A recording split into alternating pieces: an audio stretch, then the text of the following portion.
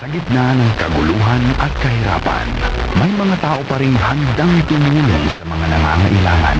Isa ang MRGV-FM, ang estasyong bukas ang palad para sa mga taong nangangailangan. Sa pagtutulungan at pagkakaisa ng bawat mamamayan, kasama mo ang MRGV para sa pag-unlad ng bayan. Layunin namin umangat kasama ka, kasama ng bawat Pilipino.